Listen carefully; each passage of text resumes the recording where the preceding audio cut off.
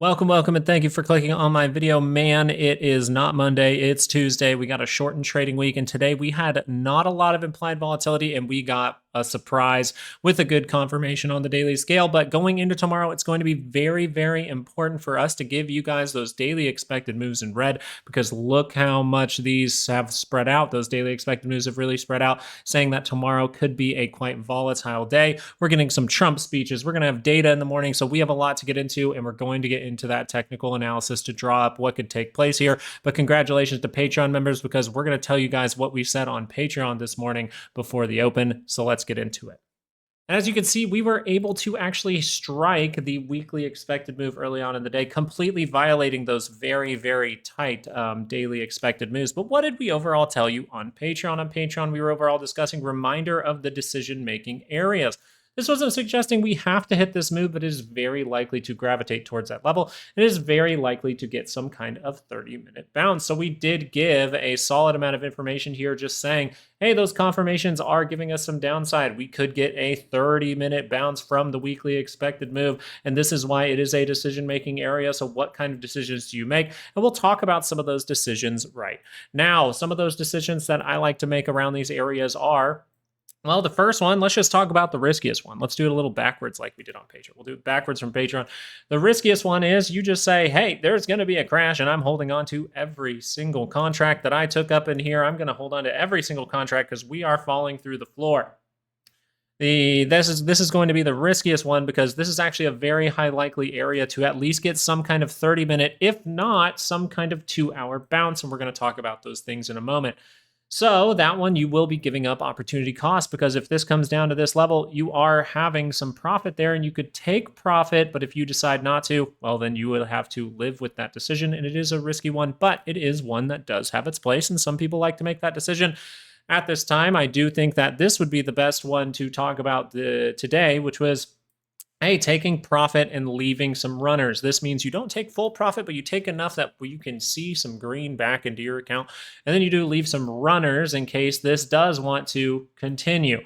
Now, that being said, if this 2-hour curls up, that's not necessarily the signal that you want to see. So we'll talk about that in a moment. But the third one, or most of the time I mention this as the first one, is, hey, if the money looks good, you can always take full profit. And the big thing that I said at the end of that on Patreon was, whatever decision you make, don't say the woulda, don't say the coulda, don't say the shoulda. You already did it. If you start to linger on the past, you will miss a signal forming in the present. You will miss your current plan that you need to be strategizing for in the present, and you will sit there and you will regret it in the future. No shoulda, no woulda, no coulda. You already made the decision, so move forward. That is how trading goes. The market does not stop. Now let's get into the actual technicals here and give you guys those daily expected moves. We do see for the SPY, we have 646.35 to the upside. Wow, thank you to that weekly expected move of 635.72. But we do have a lower daily expected move right by it of 634.31. Key things here are the 2-hour was actually able to go negative today.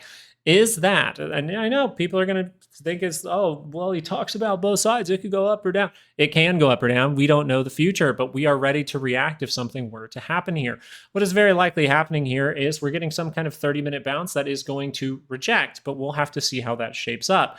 For now, though, if we wanted to pay attention and actually trade like water, and even if you are 99% bearish, well, if you don't want to lose all your money, or if you're 100% bearish and you really don't want to lose all of your money, I would encourage you to leave that at 99% and leave the 1% door open for this being able to cross through and see something crazy. Trump is talking every day. We have data every day, and tomorrow we will get the, I believe, JOLTS job openings at 9 a.m., so we will be paying attention to that thoroughly. And maybe I'll put out another little screenshot or something like that on Patreon. So what we need to be watching here is if the 2-hour is able to cross up, right? Let me slow down. Let's really look at this, okay? The daily scale has just given you a confirmation across the board of divergence. Yes, it is a green bar. It's a negative one. Yes, this is crossed down on the MACD. And yes, this is crossed down on the RSI through the signal line, not through the center line just yet. But overall, this is a very, very, very bearish signal on the daily scale. Why? Because you have a ton of divergence above you. Tons of divergence mean that we are very likely to do what? We discussed all of this over the weekend. We are likely to curl down weekly charts for some kind of pullback like this, some pullback like this. That's all I'm really expecting here. If we get more volatility, we get more volatility. That's perfectly fine with me. But we have the chance for a weekly pullback. So what are we looking for to violate this? We have just confirmed all of this fully today. This is finally fully confirmed today. If you're looking for the daily confirmations and things like that, if you're like a 6-month out option guy. But here is the deal. These things can go wrong. That's why trading is not, the probabilities are not 100% this will happen, because you do not know the future. So there is a 99% chance, let's say that. In your head right now, if you're bearish, you say, I have a 99% chance, but leave that 1% guy there, because if this 2-hour is able to curl up on this MACD, if you start to see 2-hour confirmations here, you don't see it roll quickly after. You just see 2-hour confirmations here. What is going to happen? This MACD is going to confirm up into what? Positive territory. This could be a trap. I don't think it's a trap, but it doesn't matter what I think. If it proves to be a trap with the charts tomorrow or the next day, then I will say it is a trap. And you'll see me putting a YouTube video up and saying, here's the trap. So the other side to this, so this is all that is. This is just a management for the trade. This hasn't even happened yet, but you want to be very aware of it if you're super mega ultra bearish and you're risking too much money. Right? That's why we discussed early on Patreon before the market opened, hey, watch for the weekly move. That is where you can make a decision and take profit. So let's go into the other side. How would this continue? Well, it's very, very easy here, right? The 30-minute is really deep on this MACD. The 30-minute is curling up right now. We have 2 waves of sellers, 1 here, 2 here. We could react all the way up into here and roll. We could just start off the day like this, looking pretty up until about, what, 9 o'clock? And then we could get some data and roll to the downside. Now, there are some things that we need to stay aware of in these areas, but if we were going to see a rejection, wouldn't that be off of the 5-day moving average? When we get far away from it and we go to a weekly move, wouldn't we like to go retest that before going lower? This is why we said we are very likely to get a 30-minute bounce from the weekly expected move. All right, very simple stuff. And we do see that the MACD is super deep. So is this going to be is this like the 2-hour chart right now? Hey, can this just go positive if it curled up for 1 second? If this just gives you 1 green bar, is that curling up? No, it's going to have to curl up and maintain that positivity for quite some time, which means throughout this moment, the momentum will still be weak. And if you get some selling to come in, you can reject and head lower. If that does happen, we need to pay attention to what we paid attention to the last time down here, which is a 30-minute higher low or a divergence, because that is what can turn around that 2-hour chart. So as of right now, the most probable thing to happen for this market is the 30-minute is able to bounce up. We are going to reject from the 5-day moving average and curl to the downside, but we have to pay close attention to the price action in here and the price action down here to make sure that we're not getting any of those 1% chances that we could be wrong. So as of right now, it looks like no divergence, no higher low from the 30-minute on the MACD, on the RSI, in the price action. So as of right now, the most likely thing to do is continuation, and we will go from there. So the 30-minute, if that can curl up and curl up enough to go positive, and that 2-hour curls up, then that is where we can maybe test this high and go make a new one, maybe start to head to the upside. But as of right now, the more probable situation is the 30-minute will go up to try to test somewhere around this 5-day moving average, and then it will be able to reject. So watch out if that does happen. Now, a lot of price action people will be saying we failed to take out the low, and that is a very, very true statement, but this isn't over yet. Your MACD for the Qs is very low for the 30-minute chart. Your RSI for the Qs is very low for the 30-minute chart. So this tells us that we need to see some kind of higher low to turn that 2-hour around, right? To fail this daily signal, to fail this daily lower high for the Qs. Or we're going to have to do what? Probably create a divergence if we want to curl up that 2-hour chart. And the thing about this is if you make a 30-minute divergence here and the 2-hour does curl up, you're not guaranteed to see continued positivity, but that is something that we will keep our eye on. I'm just mentioning it now.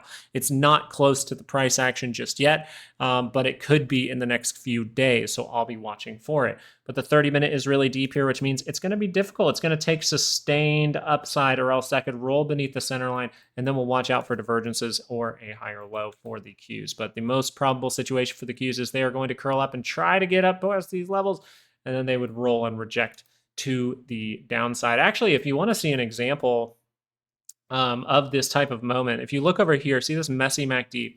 When we were really rolling back here, right? What overall was going on? Well, we break down, you curl up, you try to get to that 5, you break down, you try to get to that 5, you break down. See how it always happens at the 5, right? Now notice when you're breaking down and you actually are able to slightly take it back. Oh, we're able to see more positivity when you're able to take it back. So now you can see those blatant examples and you can take it into the near price action and just go, hey, okay, so if we take back that 5 on the 30-minute, we curl up the 2-hour, we can head that way. But if we're just going to reject down here, hey, that could just be the next big drop. So that's what I'd be watching for.